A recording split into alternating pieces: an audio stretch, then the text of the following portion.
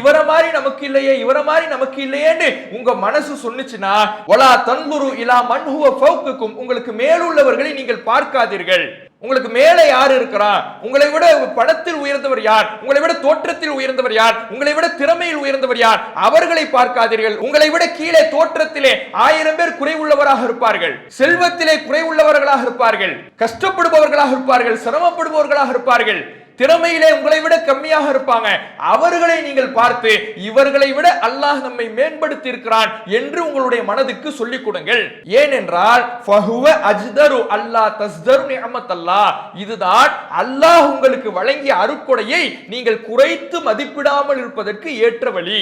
நம்மை விட சிறந்தவர்களை பார்க்கின்ற பொழுது அல்லாஹ் நமக்கு எதுவுமே தரலையே, அல்லாஹ் நமக்கு இப்படி ஒரு குறைபாடு கொடுத்துட்டானேன்னு மனசு சொல்லும். அப்படி மனசு சொல்லும் பொழுது அல்லாஹ் கொடுத்த 1000 அருட்கொடையை நம்ம மனசு மறந்துடும். மார்க்கம் கூறும் மனோதத்துவம் என்ற தலைப்பின் கீழாக தொடர்ச்சியாக சில தகவல்களை நாம் அறிந்து வருகிறோம். அந்த வகையில் நேற்றைய தினம் தாழ்வு மனப்பான்மை குறித்தும், தாழ்வு மனப்பான்மை ஒரு மனிதனுடைய உள்ளத்தை எப்படியெல்லாம் நெருக்கடிக்கு உள்ளாக்குகிறது, முன்னேற விடாமல் தடைக்கல்லாக அமைகிறது, நபி மூசா அலைஹிஸ்ஸலாம் அவர்களுடைய பிரச்சார பயணத்தில் அவர்களுக்கு எத்தகையதொரு தாழ்வு மனப்பான்மை அவர்களுடைய உள்ளத்தில் குடிகொண்டிருந்தது, அதற்கான நிவாரணத்தை இறைவன் எப்படி வழங்கினான் என்கின்ற தகவல்களை எல்லாம் நாம் அறிந்தோம். அந்த வரிசையில் இந்த தாழ்வு மனப்பான்மை என்பதை நாம் நம்முடைய உள்ளத்திலிருந்து அகற்றுவதற்கு நம்முடைய இறை நம்பிக்கையை நாம் பலப்படுத்த வேண்டும் என்பதையும் நேற்றைய தினம் நாம் பார்த்திருந்தோம். இந்த தாழ்வு மனப்பான்மை வருவதற்கான பல காரணங்கள்ல சில மிக முக்கியமான காரணங்கள் என்னவென்றால், நம்மிடத்தில் இருக்கக்கூடிய ஏதேனும் ஒரு குறையில்லாத உலகத்தில் எந்த மனிதனும் கிடையாது. எல்லா மனிதனிடத்திலேயும் ஏதேனும் ஒரு வகையிலே ஒரு குறை என்பது இருக்கும். அப்படி ஒரு குறை இருக்கின்ற பொழுது அந்த குறையையே நாம் திரும்ப திரும்ப திரும்ப எண்ணி எண்ணி எண்ணி நம்மிடம் மட்டும்தான் குறை இருக்கிறது என்பதை போன்ற ஒரு சிந்தனைக்கு வழிவகுத்தோம் என்றால் அந்த கவலையே நம்மை தாழ்வு மனப்பான்மையிலே கொண்டு போய் சேர்த்து விடும்.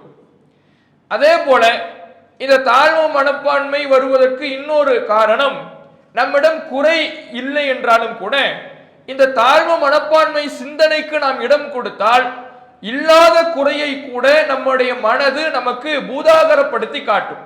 நம்ம இடத்துல உண்மையில் ஒரு விஷயத்தில் குறை இருக்காது, நம்மால் முடியும், நம்மால் செய்து பார்த்தால், முயற்சி செய்து பார்த்தால் ஒரு காரியத்திலே நம்மால் வென்றுவிட முடியும்.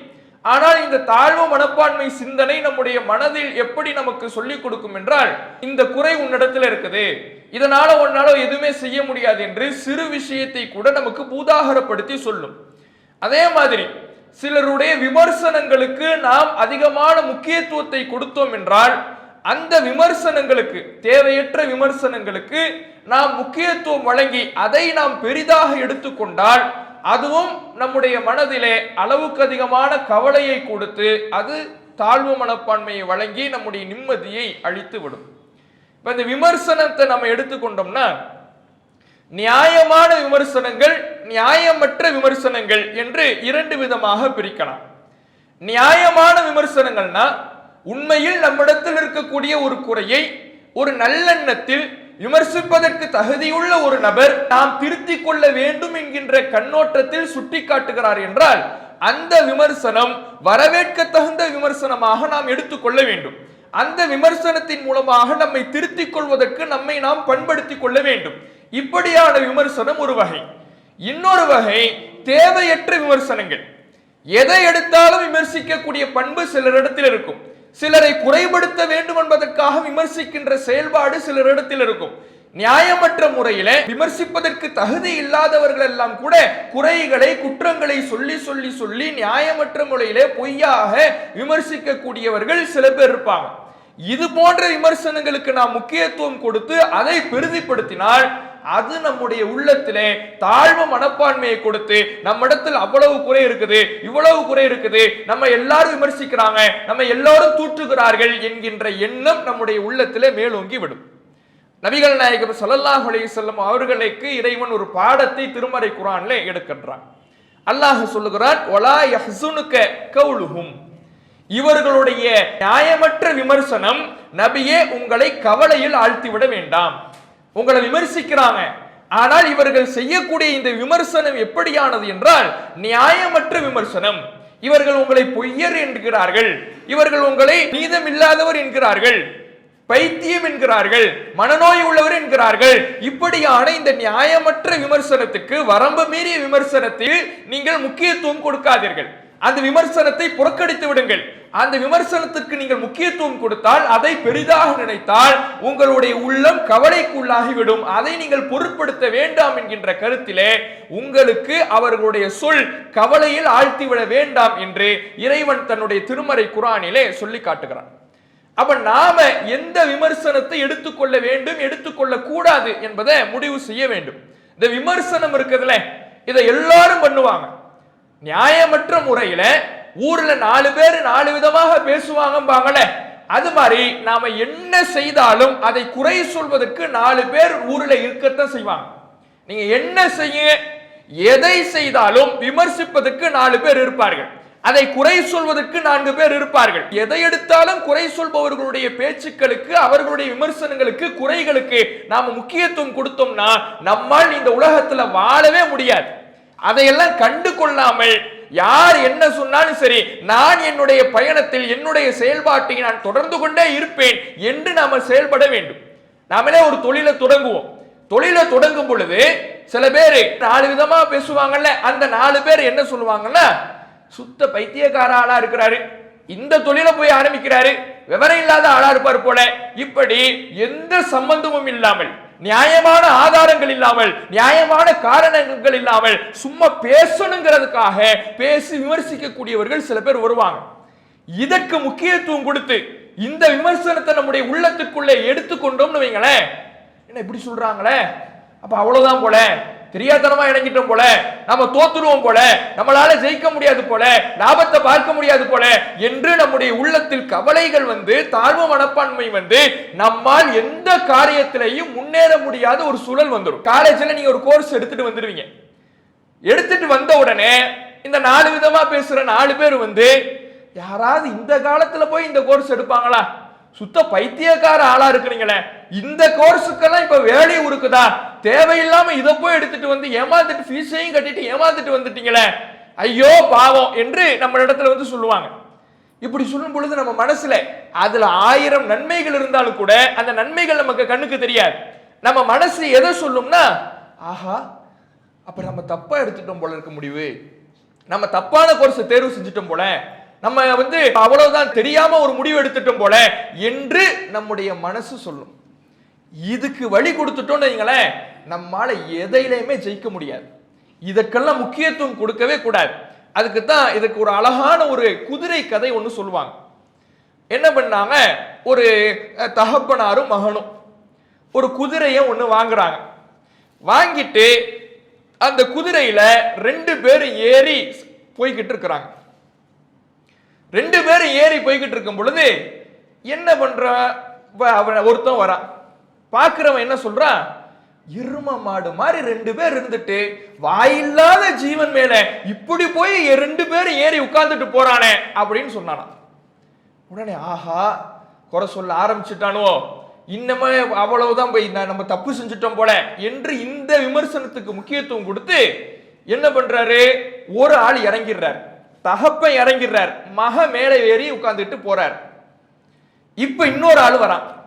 இன்னொரு ஆள் வந்து என்ன சொல்றான், தகப்பனை நடக்க விட்டுட்டு மகன் எப்படி உட்கார்ந்துட்டு சௌகரியமா வரான் பாரு ஜம்முன்னு, தகப்பன் பெத்த தகப்பனை நடக்க விட்டுட்டு இவன் எப்படி திமுறா வரான் பாரு இப்படின்னு ஒரு சொல்றான். உடனே என்ன பண்ணிட்டான், மகன் இறங்கிட்டு தகப்பனை ஏத்தி விட்டுட்டான். தகப்பன் உட்கார்ந்து வந்து பயணம் செஞ்சுக்கிட்டு வராரு. இப்போ ஒருத்தன் வரான், 3வது ஒருத்தன் வரான்.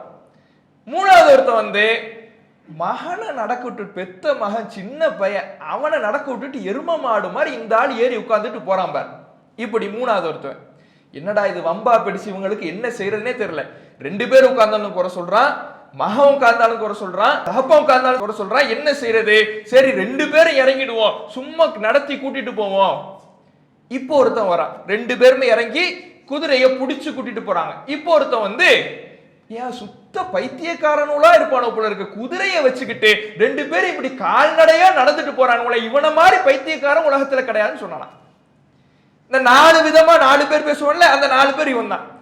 எதை நீங்க செஞ்சாலும் ஏதாவது ஒரு குறையை பேசுவதற்கு ஊரிலே ஆட்கள் இருக்கத்தான் செய்யும். இந்த விமர்சனங்களுக்கெல்லாம், இந்த நியாயமற்ற முறையற்ற விமர்சனங்களுக்கெல்லாம் முக்கியத்துவம் கொடுத்தோன்னு வைங்களேன், நம்ம வாழவே முடியாது. ஏன் என்ன நீ என்ன பேசுனாலும் பேசுற, நான் அல்லாஹ் மீது நம்பிக்கை வச்சு முயற்சி செய்யறேன், அல்லாஹ் வெற்றியோ தோல்வியோ அல்லாஹ் கொடுக்கறத ஏத்துக்கிறேன்னு போய்கிட்டே இருக்கணும். இதுக்கு முக்கியத்துவம் கொடுத்தோம் நம்மளால வாழவே முடியாது. அப்ப இது போன்ற தேவையற்ற விமர்சனங்களை நாம் தவிர்த்து விட வேண்டும். சில நியாயமான விமர்சனங்கள் வரும். நியாயமான குறைகளை தெளிவுபடுத்துகிற வகையில, நம்முடைய குறைகளை சரி செய்கின்ற வகையில சில நியாயமான விமர்சனங்கள் வரும். அந்த விமர்சனங்களை ஏத்துக்கணும். அப்பையும் நீ என்னன்னாலும் சொல்லிக்க, நான் ஏத்துக்க மாட்டேன்னு இருக்கக்கூடாது. நியாயமான விமர்சனம்னா என்ன? ஒருத்தர் சிகரெட் பிடிக்கிறார், நல்ல சிகரெட்டை ஊதி தள்ளுற ஆளு. இப்போ ஒருத்தர், ஏன்பா இப்படி சிகரெட்டை குடிச்சுக்கிட்டு இருக்கீங்க, உடம்புக்கு கெடுதி இல்லையா, பல நோய்களை உண்டாக்குமே, உங்களுக்கு மட்டும் நோய் இல்லை, உங்க குடும்பத்துக்கு நோய், உங்க பக்கத்துல நிக்கிற ஆளுக்கு நோயாச்சே, இதை விட்டுடலாம் தானே. நீ என்னன்னாலும் சொல்லுடா, நான் ஊதித்தான் தள்ளுவேன். இப்ப இருந்தோம்னா இப்ப யாருக்கு கேடு? நமக்கு தான் கேடு. அப்ப நியாயமான விமர்சனம், நியாயமற்ற விமர்சனம், முறையான விமர்சனம், முறையற்ற விமர்சனம், ஆதாரப்பூர்வமான அறிவுபூர்வமான விமர்சனம், முட்டாள்தனமான விமர்சனம், இதில் எதை எடுத்துக்கொள்ள வேண்டும், எதை எடுத்துக்கொள்ள கூடாது என்பதிலே நம்ம ஒரு தெளிவை அடைய வேண்டும். தெளிவை அடைந்த பிறகு தேவையற்ற விமர்சனங்களுக்கு முக்கியத்துவம் கொடுக்காமல் நியாயமான விமர்சனங்களுக்கு மட்டும் முக்கியத்துவம் கொடுத்து திருத்த வேண்டியவர்களை திருத்தி கொண்டால் நம்முடைய வாழ்க்கை நிம்மதியாக மகிழ்ச்சியான முறையில செல்லும். நியாயமற்ற விமர்சனங்களுக்கு, வரக்கூடிய கருத்துக்களுக்கெல்லாம் குறை சொல்றவனுடைய குறைகளை எல்லாம் எடுத்துக்கிட்டே இருந்தோம்னா நம்மால் நிம்மதியாக ஒரு நாளும் வாழவே முடியாது.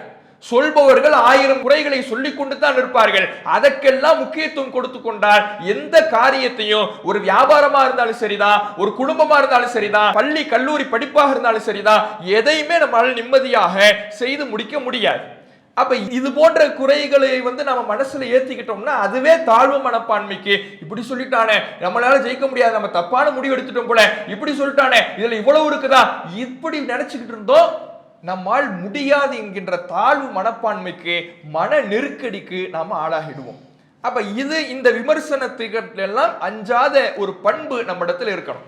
அதனாலதான் அல்லாஹ் திருமறை குர்ஆனிலே நன்மக்களை பற்றி சொல்லுகிற பொழுது வலா யகாஃபுன லௌமத்த லாயிமீன், பழிப்போரின் பழிச்சொல்லுக்கு, விமர்சிக்க கூடியவர்களுடைய விமர்சனத்திற்கு அவர்கள் அஞ்ச மாட்டார்கள். நியாயமற்ற முறையில யாரெல்லாம் விமர்சனம் செய்கிறார்களோ அந்த விமர்சனத்திற்கு அவர்கள் முக்கியத்துவம் கொடுக்க மாட்டார்கள். அதற்கு பயந்து போய் ஒடுங்கிவிட மாட்டார்கள், ஒதுங்கிவிட மாட்டார்கள். தங்களுடைய காரியம் எதுவோ, தங்களுடைய இலக்கு எதுவோ அதை நோக்கி அவர்கள் பயணித்துக் கொண்டிருப்பார்கள் என்று அல்லாஹ் ரப்பல் ஆலமீன் திருமறை குர்ஆனிலே சொல்லி காட்டுகிறான். அப்ப இது இந்த தாழ்வு மனப்பான்மையை போக்குகிற விஷயத்துல நாம கவனிக்க வேண்டிய மிக முக்கியமான விஷயம். அடுத்தது என்னன்னா, நம்ம இடத்துல ஒரு குறையே இருக்கும், சில குறைபாடுகள். குறை இல்லாத மனுஷன் இல்லை, யாரிடத்திலாவது எல்லாரிடத்திலும் ஏதாவது ஒரு குறை இருக்கும்.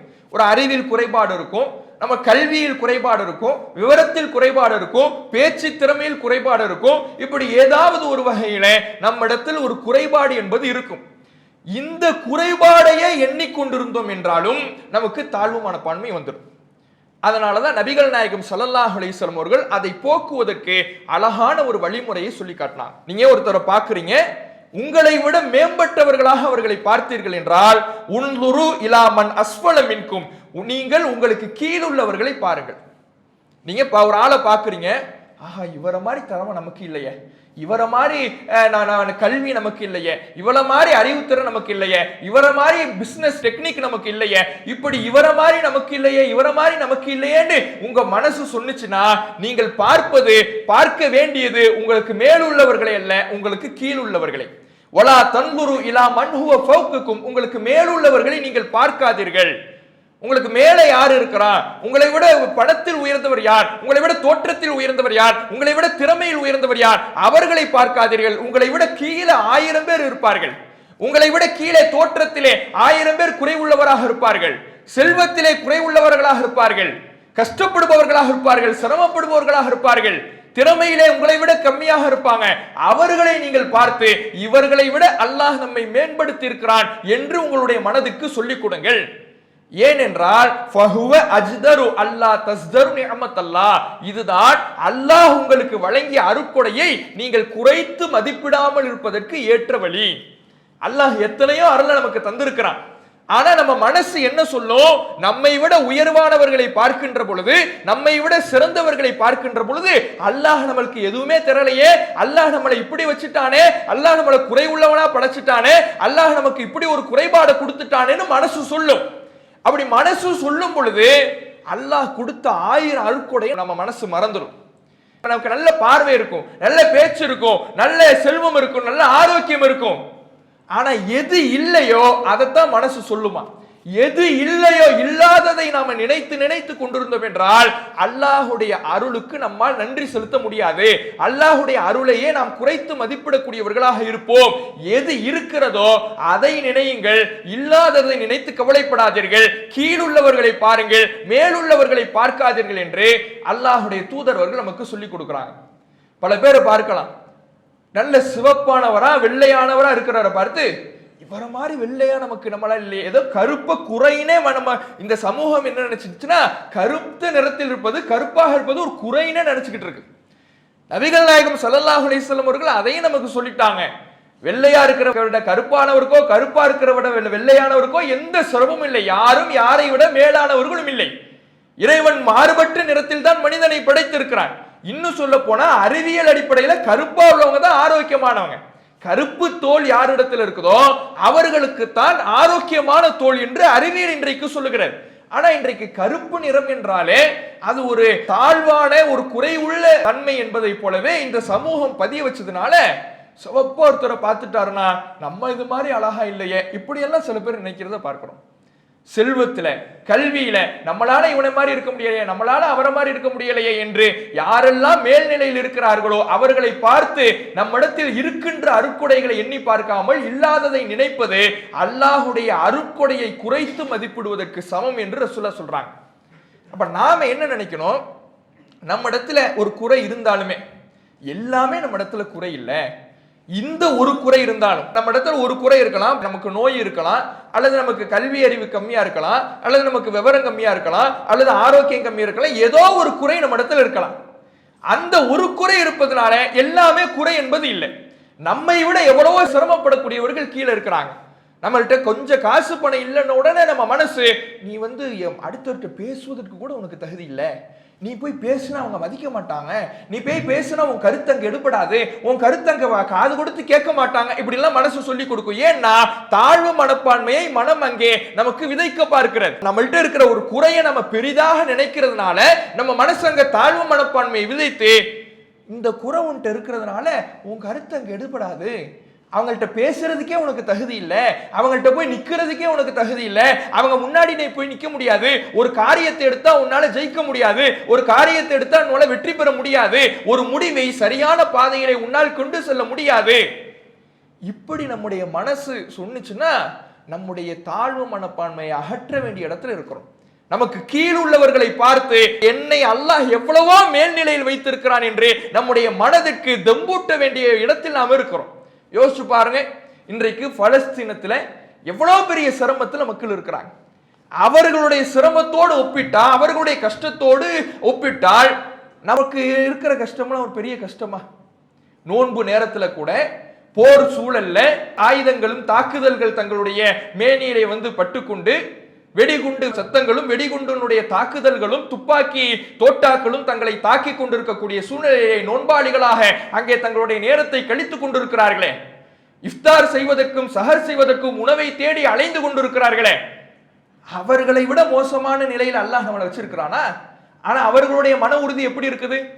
இன்னைக்கு நம்ம சொகுசா இருந்துகிட்டு அவர்களோடு ஒப்பிட்டால் எவ்வளவோ நல்ல நிலைமையில இருந்துகிட்டு என்னால எதுவுமே முடியல, என்ன அல்லாஹ் இவ்வளவு சிரமத்தில் வச்சிருக்கிறானே, இவ்வளவு கஷ்டத்தில் வச்சிருக்கிறானே என்று யோசித்துக் கொண்டிருக்கிறோம். ஆனா அவர்களுடைய நிலை ரொம்ப மிக மோசமாக இருக்கிறது, கண்ணீர் விடக்கூடிய வகையில் இருக்கிறது. பச்சிளம் குழந்தைகளை தங்களுடைய தாய்மார்கள் தூக்கி கொண்டு அலைகிறார்கள், இடிபாடுகளிலே சிக்கி தவித்து குழந்தைகள் மரணித்துக் கொண்டிருக்கிறது. உலக நாடுகளால் தடை செய்யப்பட்ட வெடிகுண்டுகளை பயன்படுத்தி ஒரு கட்டையை போல, மரக்கட்டையை போல மனிதர்களுடைய உடலை மாற்றி விடுகிறார்கள். அவ்வளவு மோசமாக அங்க இருக்கக்கூடிய சூழ்நிலையிலையும் அந்த மக்களுடைய மன உறுதி எப்படி இருக்கு யோசிச்சு பாருங்க. எப்படியான மன உறுதியை பெற்றிருக்கிறார்கள். அல்லாஹ் எங்களுக்கு உதவுவான், நிச்சயமாக எங்களுக்கு வெற்றி கிடைக்கும், நிச்சயமாக நாங்கள் வெற்றி பாதையிலே பயணிப்போம் என்கின்ற மன உறுதியோடு பயணிக்கிறார்களே.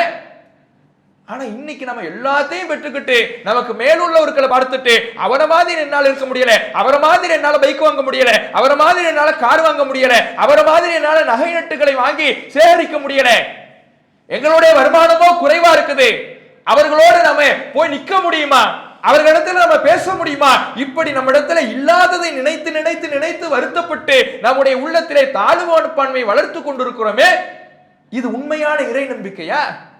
இது இறைவனின் மீது நிராசை அடைகின்ற செயல். தாழ்வு மனப்பான்மை அங்கதான் கொண்டு போய் விடும். அல்லாஹ் எனக்கு ஒண்ணுமே செய்யல, அல்லாஹ் எனக்கு என்ன குறைவுள்ளவனா படைச்சிட்டான், என்ன மட்டும் ஏன் அல்லாஹ் இப்படி படைச்சான்னு தெரியல என்று இறைவனுடைய அருட்கொடைகளை மறந்து இறைவனுடைய அருளில் நிராசை அடைகின்ற இடத்துக்குத்தான் இந்த தாழ்வு மனப்பான்மை கொண்டு போய் விடும். அப்ப நாம இதிலிருந்து விடுபடுவதற்கு நம்மை விட கீழ்நிலையில் இருப்பவர்களை பார்க்கணும். எவ்வளவோ மோசமா நம்மை விட இருக்கிறாங்க.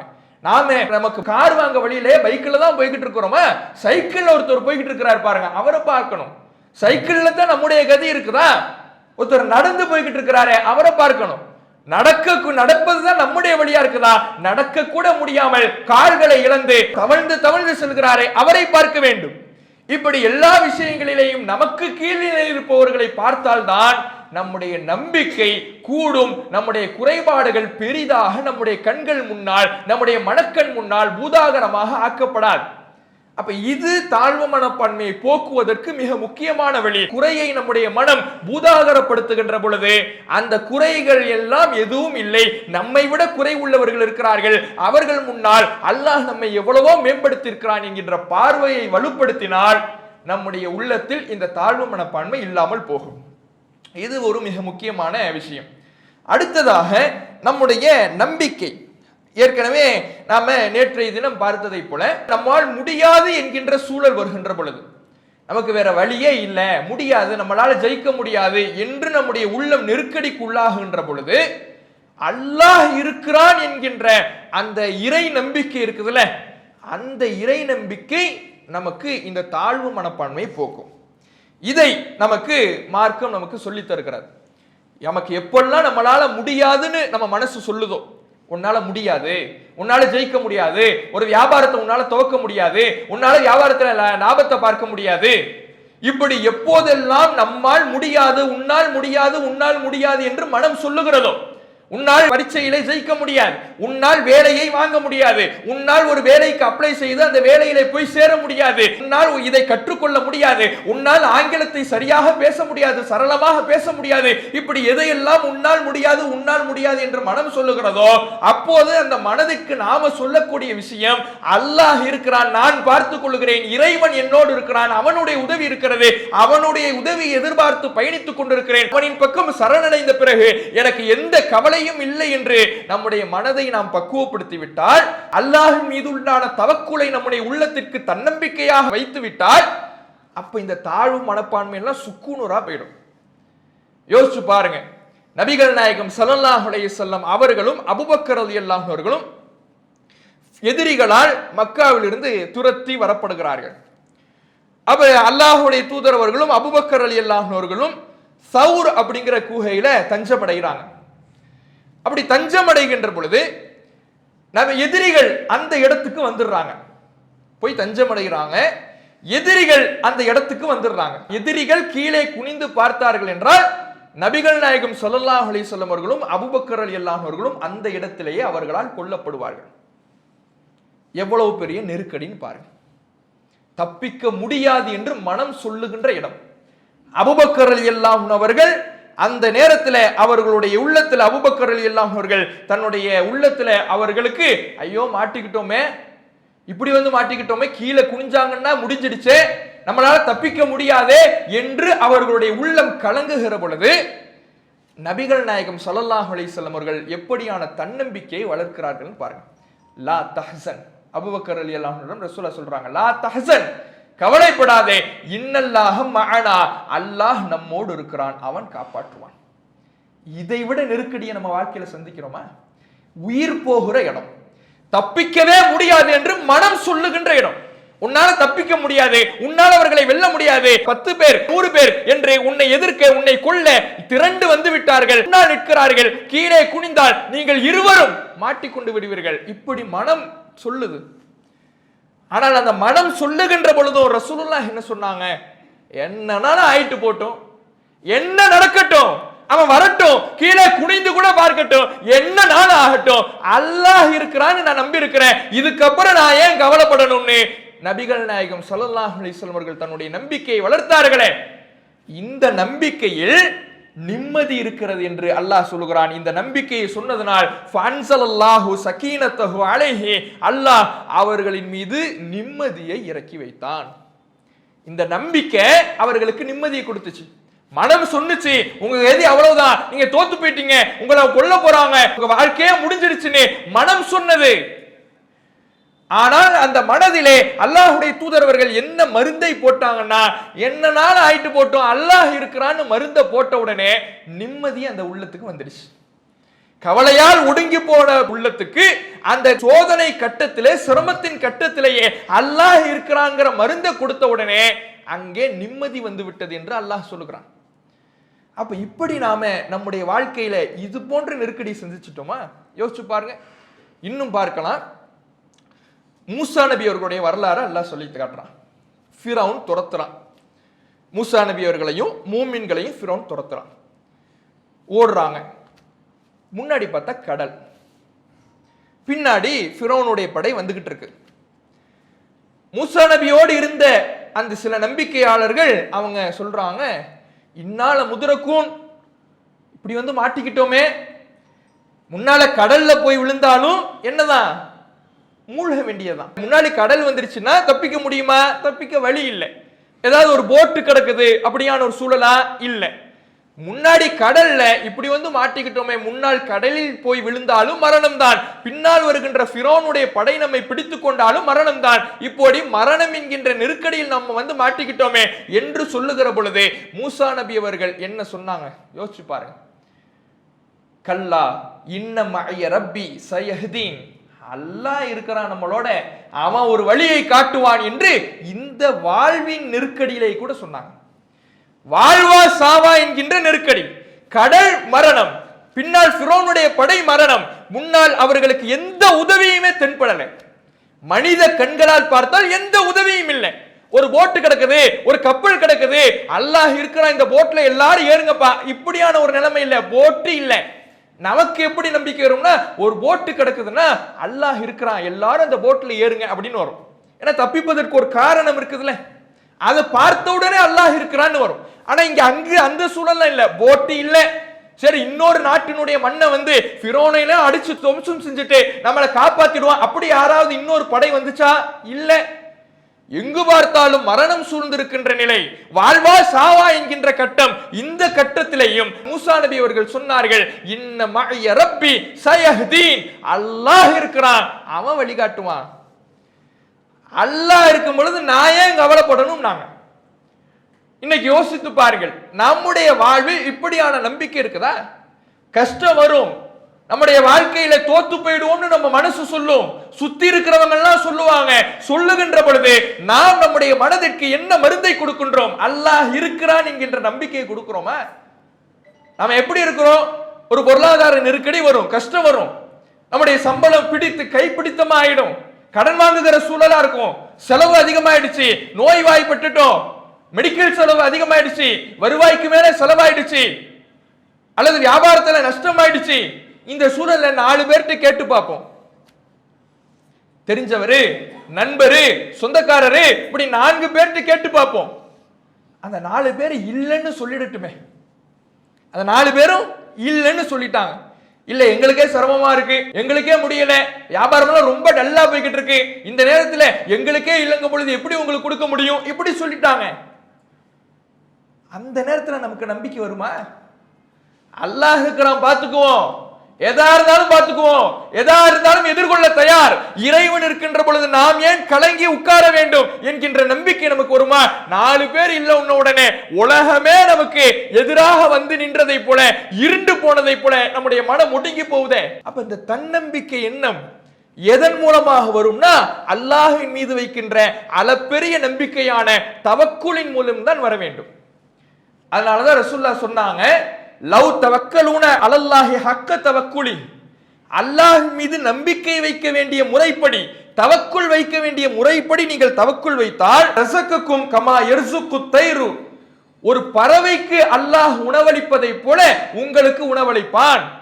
தகுது ஹிமாசன் ஒ தருஹு பத்தானன், அந்த பறவை காலை நேரத்திலே பசித்ததாக வெளியேறியது, பறந்து சென்றது. பறந்து சென்ற அந்த பறவை மாலை நேரத்தில் திரும்புகின்ற பொழுது வயிறு புடைத்த நிலையிலே நல்ல உண்டு திண்டு விட்டு வந்ததே, அந்த பறவைக்கு அல்லாஹ் எப்படி உணவளித்தான்? அந்த பறவை பறந்துச்சு, போனுச்சு, ஏதாவது இறை கிடைக்குமான்னு தேடினுச்சு. அந்த பறவைக்கு அல்லாஹ் எப்படி இறையை கொடுத்தானோ, உணவை கொடுத்தானோ, அது போன்ற ரிசுக்கை உங்கள் வாழ்விலே அல்லாஹ் தருவான். எப்போது? அல்லாஹ் மேல வைக்க வேண்டிய அடிப்படையில நம்பிக்கை வச்சார். உலகமே நமக்கு எதிராக திரண்டு நின்றாலும் அல்லாஹ் இருக்கிறான் என்கின்ற சிந்தனை நம்முடைய உள்ளத்தில் வந்தா இறைவன் எப்படியாவது நமக்கான உதவியை தந்து விடுவான், நமக்கான பரிசை நம் கண் முன்னால் தருவான், நமக்கான வெற்றியை நம் கண் முன்னால் தருவான். அப்படியான நம்பிக்கை நம்ம இடத்துல இருக்கணும். அப்படி நமக்கு வேலும் கஷ்டம் தான் வருதுன்னா நம்ம நம்பிக்கை சரியா வைக்கலன்னு அர்த்தம். நம்ம சரியா இன்னும் நம்பல, நம்முடைய நம்பிக்கையை சரிப்படுத்த வேண்டும், நம்முடைய நம்பிக்கையை உறுதிப்படுத்த வேண்டிய கட்டாயத்தில் இருக்கின்றோம். நம்பிக்கையை அல்லாஹ் மீது சரியாக வைத்தால் அல்லாஹ் இருக்கிறான் பார்த்துக்கலான்னு நம்ம துணிந்து இறங்கி விட்டால் எவ்வளவு கஷ்டம் வந்தாலும் பொறுத்து கொண்டால், வாழ்வா சாவா என்கின்ற கட்டம் வந்தாலும் அல்லாஹ் இருக்கிறான் என்று இருந்தால் அல்லாஹுடைய உதவி நிச்சயம் இருக்கும் என்று நபிகள் நாயகம் ஸல்லல்லாஹு அலைஹி வஸல்லம் அவர்கள் நமக்கு சொல்லி காட்டுகிறார்கள். இத்தகைய நம்பிக்கை யாருக்கு இருக்குதோ அவங்கள தான் அல்லாஹ் விரும்புறான். அல்லாஹுடைய தூதர்வர்கள் தன்னம்பிக்கை தொடர்பாக நமக்கு ஒரு அழகான செய்தியில சொல்லி காட்டுறாங்க பாருங்க. அல் முஃமினுல் கவிய்யு கைருன் வ அஹப்பு இலல்லாஹி மினல் முஃமினில் தஈஃப், பலவீனமான நம்பிக்கை உள்ளவனை விட பலமான நம்பிக்கை உள்ளவன் தான் அல்லாஹுக்கு விருப்பமானவன்.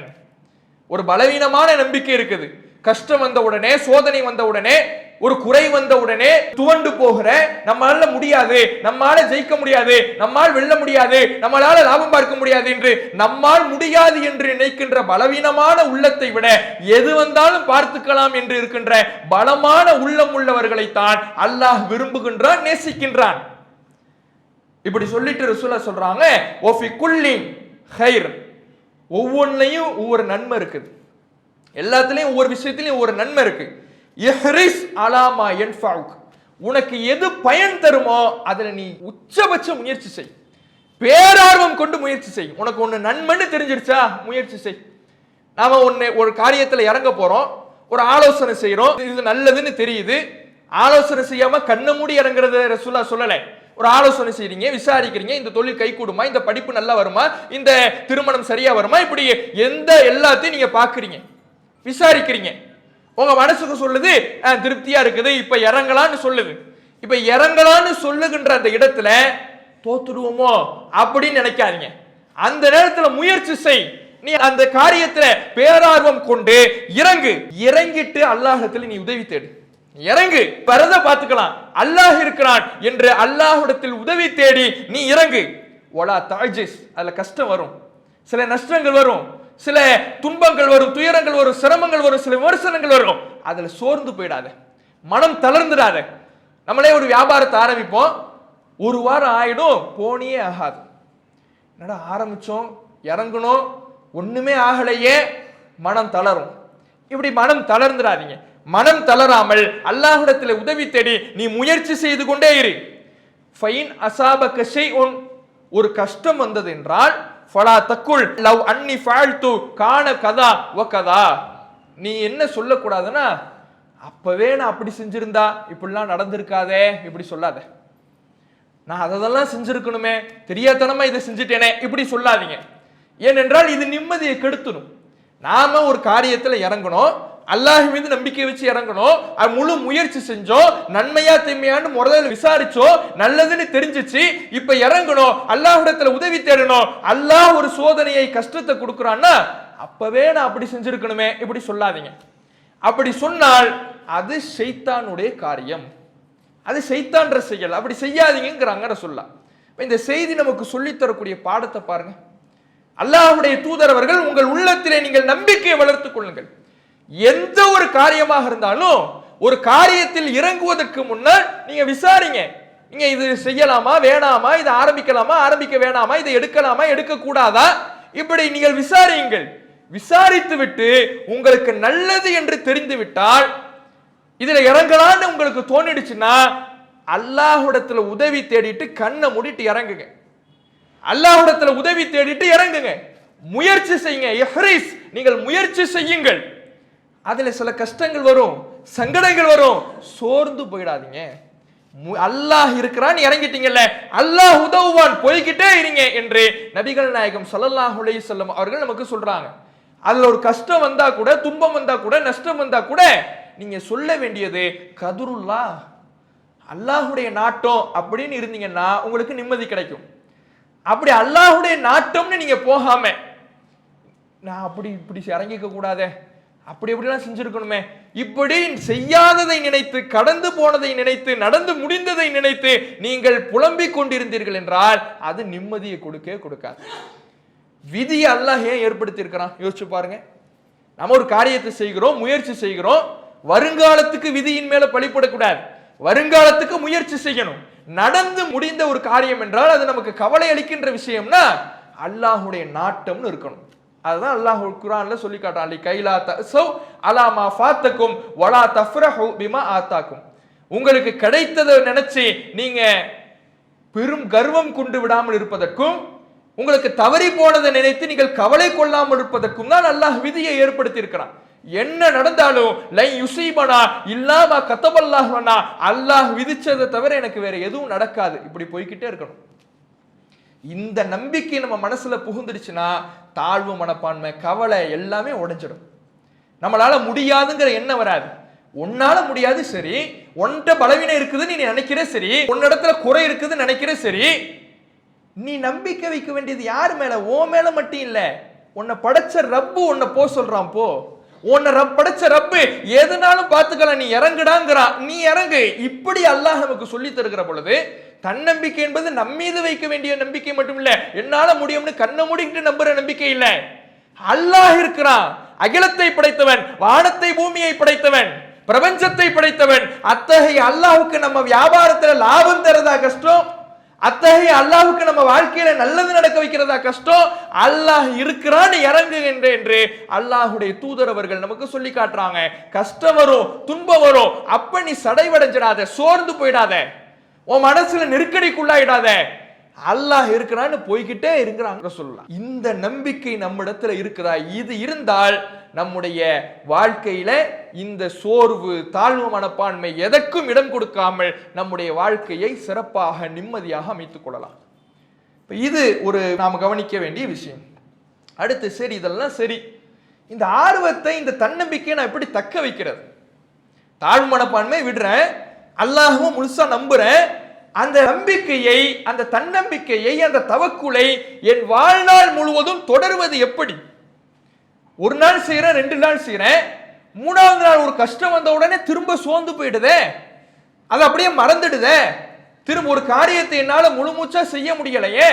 நம்மளே ஒரு வேலையை எடுப்போம், ஒரு கம்பெனிலே ஒரு வேலையை கொடுக்குறாங்க, நீங்க வேலை செய்யற இடத்துல ஒரு வேலையை கொடுக்குறாங்க, 2 நாள் செய்வோம், 3 நாள் செய்வோம், 4வது நாள் அப்புறம் பார்த்துக்குவோன்னு ஒரு அலட்சியம் வந்துடும்.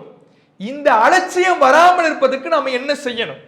அதற்கு இன்றைக்கு உளவியலாளர்கள், மனோதத்துவ நிபுணர்கள் சொல்லக்கூடிய வழி என்னன்னா, நம்முடைய மனசு இருக்குதுல, நம்முடைய மனதை 2 விதமாக பிரிக்கிறாங்க. மேல் மனது, ஆழ் மனது அப்படின்னு பிரிக்கிறாங்க. அதாவது கான்சியஸ் மைண்ட், சப்கான்சியஸ் மைண்ட் அப்படின்னு ஆங்கிலத்தில் சொல்லுவாங்க. மேல் மனது, ஆழ் மனதுன்னு பிரிக்கிறாங்க. இந்த ஆழ்மனதுல நம்முடைய எண்ண ஓட்டம் எப்படி இருக்கிறதோ, ஆழ்மனதில் நம்முடைய சிந்தனை எப்படி இருக்குதோ, அதுதான் நம்முடைய பழக்க வழக்கமாக மாறுமா. நம்முடைய ஆழ்மனசுல ஒரு நம்பிக்கையை போட்டுட்டோம்னா அதுதான் அன்றாட செயல்பாடாக, என்றும் மறவாத செயல்பாடாக அதுதான் மாறுமா. அப்ப இந்த ஆழ்மனதில நம்முடைய வேலைகளை, நாம செய்ய வேண்டிய காரியங்களை நாம முடிவு செய்து விட்டால், அதை பதித்து விட்டால், நம்முடைய பழக்க வழக்கங்களாக, அன்றாட செயல்பாடுகளாக இந்த காரியங்கள்லாம் மாறிடும். ஒரு நாள் செய்யற, 2 நாள் செய்யற, 3வது நாள் என்னால செய்ய முடியலங்கிறோம்ல, இந்த புலம்பலுக்கெல்லாம் வேலை இல்லாம டெய்லி செய்யக்கூடியவர்களாக மாறிடும். இந்த மேல் மனது ஆழ் மனதுக்கு ஒரு சின்ன உதாரணம் பார்த்தோம்னா நமக்கு புரிஞ்சிடும். இப்போ உதாரணத்துக்கு நம்ம டெய்லி சாப்பிட்றோம். நேத்து என்ன சாப்பிட்டோம் கொஞ்சம் ஞாபகப்படுத்தி பார்த்தா சொல்லலாம். 3 நாளைக்கு முன்னாடி என்ன சாப்பிட்டோம், 1 வாரத்துக்கு முன்னாடி என்ன சாப்பிட்டோம், ஞாபகம் இருக்குமா யாருக்காவது? இருக்காது. 1 வாரத்துக்கு முன்னாடி நம்ம என்ன சாப்பிட்டோம்னு நினைச்சோம்னா யாருக்குமே ஞாபகம் இருக்காது. ஏனென்றால் அதுவெல்லாம் நம்முடைய ஆழ்மனதில நம்ம பதிய வைக்கல, அப்படியே கடந்து போயிடுறோம். அதெல்லாம் கடந்து போற விஷயம். இதெல்லாம் யாராவது ஞாபகப்படுத்தி வச்சுக்கோ, அதுக்கு ஒரு முக்கியத்துவம் நம்ம கொடுக்கல. நாம அந்த என்ன சாப்பிட்டோங்கிறத ஆழ்மனதுல பதிய வைக்கல. என்ன சாப்பிட்டோங்கிறதெல்லாம் பதிய வைக்காம அதெல்லாம் அப்பப்போ நாம தெரிந்து கொள்ள வேண்டிய விஷயமாக, அப்பப்போ அதெல்லாம் மறந்து விடுகின்ற விஷயமாக அப்படியே விட்டு விடுகின்றோம். இதுவே உங்களுக்கு ஒரு டிரைவிங் தெரியும்னு வச்சுப்போம். இந்த டிரைவிங் மறந்து போமா? இந்த டிரைவிங் நமக்கு இல்ல நான் மறந்துட்டேன் அப்படின்னு சொல்ல முடியுமா? சொல்ல முடியாது. இன்னும் பார்த்தோம்னா பசிச்சா சாப்பிடணும்னு நமக்கு மனசு சொல்லுதுல. பசி வருது, பசி வந்த உடனே போய் தட்டடு சாப்பாடை போடுன்னு மனசு சொல்லுதுல. இதெல்லாம் ஆழ் மனசுல உள்ளது. என்ன சாப்பிட்டோங்கிறது மறந்துடும், ஆனா பசிச்சா சாப்பிடணுங்கிறது மறக்குமா? மறக்காது. அது ஆழ் மனசுல உள்ளது, பழக்க வழக்கமாக மாறிடுச்சு. அப்ப இது போன்ற ஆழ்மனதுல நம்முடைய எண்ணத்தை நாம முடிக்க வேண்டிய காரியத்தை பதிவு செய்து விட்டோம் என்றால் நம்முடைய வாழ்நாள் முழுவதும் ஒரு காரியம் தொடரும். எந்த காரியத்திலையும் நாம சோர்ந்து போய்விட மாட்டோம். அதுக்கு உளவியலாளர்கள் சொல்லக்கூடிய வழி இந்த ஆழ்மனது சிந்தனையாக மாற்றணுங்கிறது. அதை எப்படி மாத்துறது? அதுக்கு ஒரு வழிமுறையை சொல்றாங்க. என்ன வழிமுறைனா, காலையில் எழுகிறோம்ல, முதல்ல இந்த காலையில் எழுவதே பல பேருக்கு காலையினாலே 10 மணி. அது காலை அல்ல, 5 மணிக்கு முன்னால எழுந்திருக்கணும். 5 மணிக்கு எழுந்திருக்கணும். அது மார்க்க நமக்கு சுபுகை சொல்லி, அந்த சுபுகிலே யாரெல்லாம் கலந்துக்கிறாங்களோ அவங்களுடைய அன்றைய நாள் முழுவதும் புத்துணர்ச்சியாக இருக்கும்னு ரசூலா சொல்றாங்க. நீங்க சுபுகுக்கு எழுந்திருச்சிட்டீங்கன்னா அன்னைக்கு நாள் முழுக்க உங்களுக்கு புத்துணர்ச்சியாக இருக்கும். அதுல ஒரு சோம்பல்தனம் வராது, அலட்சியம் வராது என்று நபிகள் நாயகம் ஸல்லல்லாஹு அலைஹி வஸல்லம் சொல்றாங்க. உலகத்துல பல வெற்றியாளர்களை சொல்றாங்க. பல உலக பார்வையில வெற்றி பெற்றவர்கள், சாதனையாளர்கள் அப்படின்லாம் பல பேரை பட்டியல் போடுறாங்க. அவர்கள் அனைவருக்கும் இருக்கக்கூடிய ஒரு ஒற்றுமையாக இன்றைக்கு புள்ளி விவரங்கள் தெரிவிக்கக்கூடிய கருத்து என்னன்னா, அவங்க எல்லாருமே 5 மணிக்கு முன்னால் முழிக்கக்கூடியவங்களா இருந்திருக்காங்க. ஆனா நம்முடைய மார்க்க அதை கடமையாக்குது. அவங்க எல்லாம் ஒரு பழக்க வழக்கமா செய்யறாங்க, அவ்வளவுதான். அதனாலே அந்த பழக்க வழக்கத்தின் மூலமாகவே இவ்வளவு பெரிய மாற்றத்தை அவர்கள் அடைகிறார்கள் என்றால் மார்க்கம் நமக்கு கடமையாக்குது.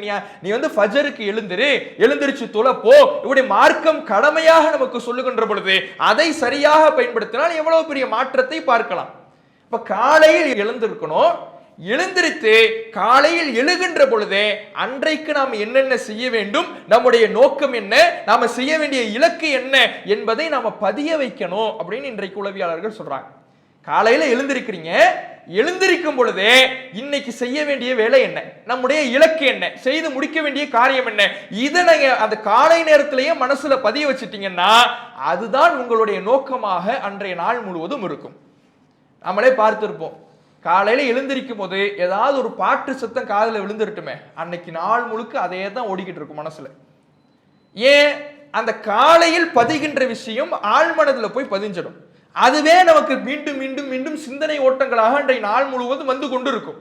அதனாலதான் காலையில் எழுந்த உடனே நபிகள் நாயகம் ஸல்லல்லாஹு அலைஹி வஸல்லம் அவர்கள் ஒரு அற்புதமான துஆவை நமக்கு கற்றுத்தராங்க.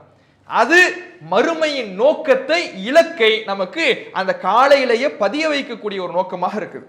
அல்லாஹ்வுடைய தூதர் அவர்கள் சொல்றாங்க, நீங்க தூக்கத்திலிருந்து விழித்தீர்கள் என்றால் சொல்லுங்கள், அல்ஹம்துலில்லாஹில்லதி அஹ்யானா பஅதமா அமாதனா வ இலைஹின் நுஷூர். எங்களை மரணித்து செய்ததற்கு பிறகு உயிர்ப்பித்து கொடுத்த அல்லாஹ்வுக்கே எல்லா புகழும்.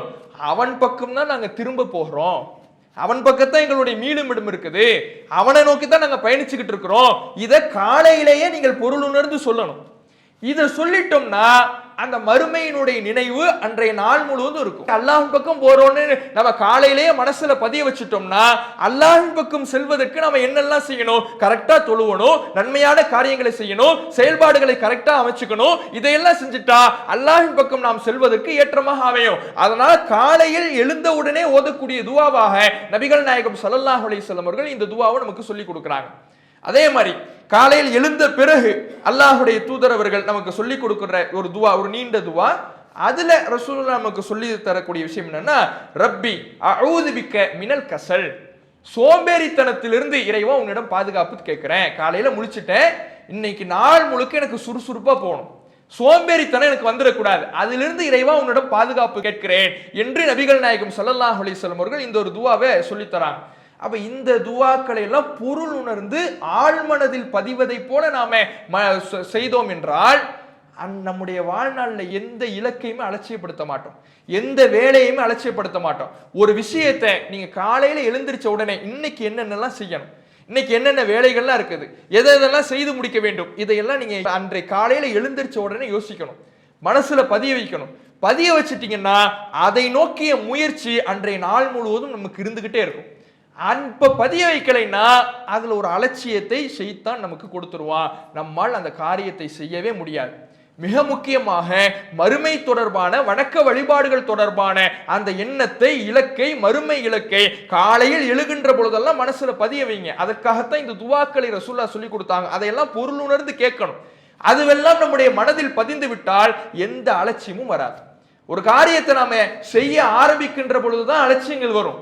இப்படியே ஆழ்மனதில் பதிக்கின்ற பயிற்சியை காலையில் சுபுகுக்கெல்லாம் எழுந்திருச்சு, ஃபஜருக்கெல்லாம் எழுந்திருச்சு, மீண்டும் மீண்டும் மீண்டும் மீண்டும் ஒரு 3 மாத காலத்துக்கு இந்த பயிற்சியை எடுங்க. காலையில எழுந்திரிங்க, எழுந்திருச்சு நபிகள் நாயகம் ஸல்லல்லாஹு அலைஹி வஸல்லம் அவர்கள் சொல்லிக் கொடுத்த அந்த துவாக்களை பொருள் உணர்ந்து ஆழ்மனதில் பதிகின்ற வகையில நம்பிக்கையோடு ஓதுங்கள். அல்லாஹ் ஒரு மாற்றத்தை நமக்கு ஏற்படுத்துவான்.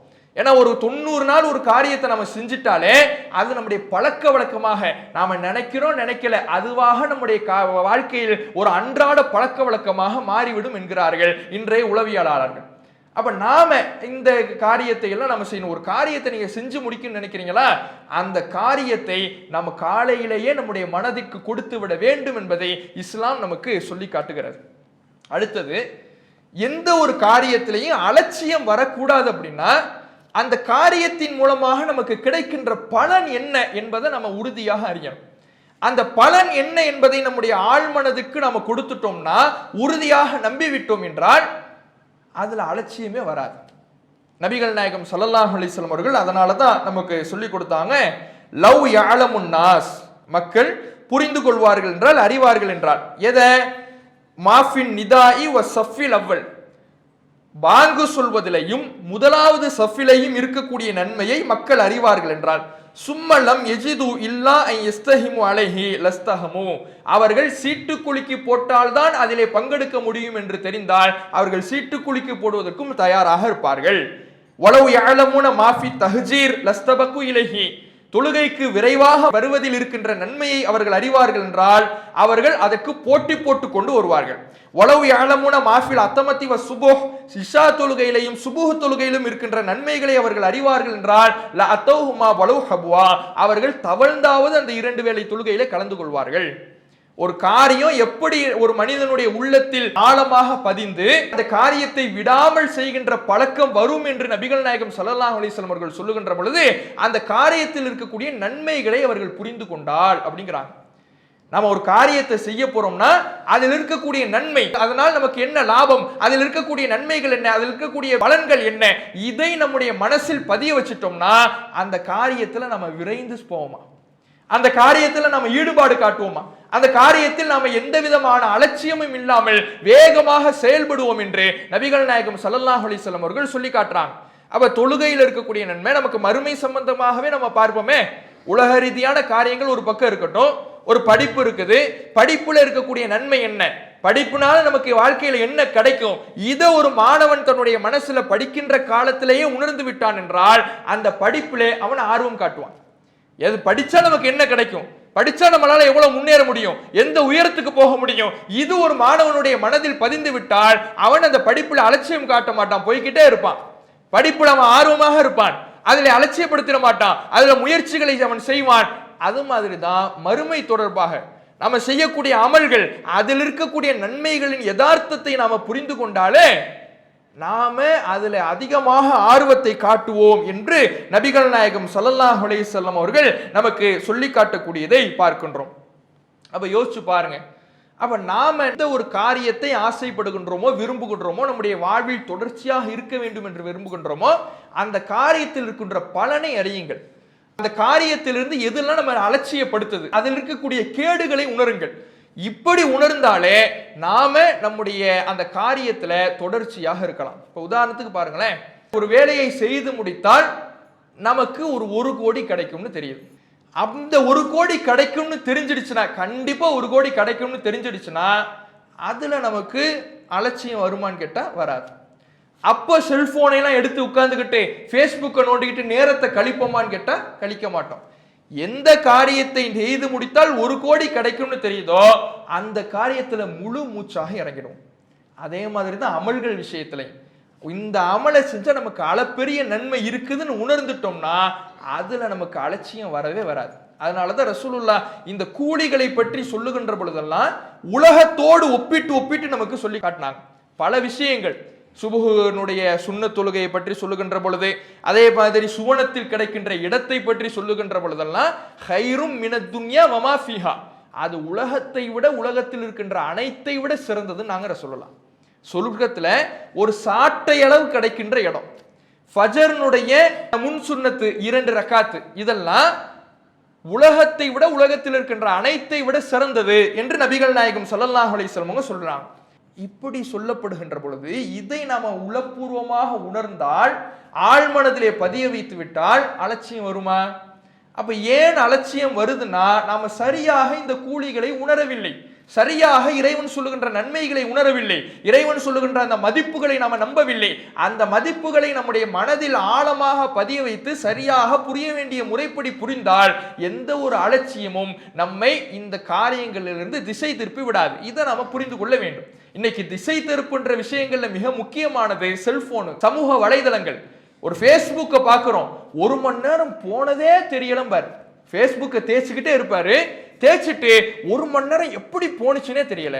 ஒரு படத்தை 3 மணி நேரம் ஓடுற ஒரு படத்தை, ஃபுல் படத்தை பார்ப்பாரு, 3 மணி நேரம் எப்படி போனுச்சுன்னே தெரியல, எப்படி ஓடுனுச்சுன்னே தெரியல, இப்பதான் செல்போனை எடுத்த மாதிரி இருந்துச்சு, டைம் எப்படி ஓடுனுச்சுன்னே தெரியலையே அப்படிலாம் சொல்லுவார். எதுக்கு? இந்த ஃபேஸ்புக்கு, படத்துக்கு. இதையெல்லாம் பார்த்தா இதுல நம்முடைய நேரத்தை கழிச்சா ஏதாவது பிரயோஜனம் இருக்குதா? எந்த பிரயோஜனமும் இல்லை. இதுல நேரத்தை கழிப்பவர், இதுல ஆர்வமாக இருப்பவர், இந்த செல்போன் என்கின்ற போதையிலே மூழ்கக்கூடியவர்கள் யாராவது இந்த மறுமை தொடர்பான நன்மைகளை உணர்ந்து அந்த காரியத்துல நான் குர்ஆனை எடுத்து வச்சு ஓதுனேன், நேரம் போனதே தெரியல, எத்தனை பேர் சொல்லி இருக்கிறாங்க? யோசிச்சு பாருங்க. குர்ஆனை எடுத்து வச்சு ஓத ஆரம்பிச்சேன், நேரம் போனதே தெரியல, இப்படிங்கிறதுக்குள்ள போயிடுச்சு, எத்தனை பேர் சொல்லியிருப்போம்? நான் தொழ ஆரம்பிச்சேன், சூறாவை ஓதுனேன், ஓதிக்கிட்டே இருக்கிறேன், எனக்கு நேரம் போனதே தெரியல, எத்தனை பேர் சொல்லியிருப்போம்?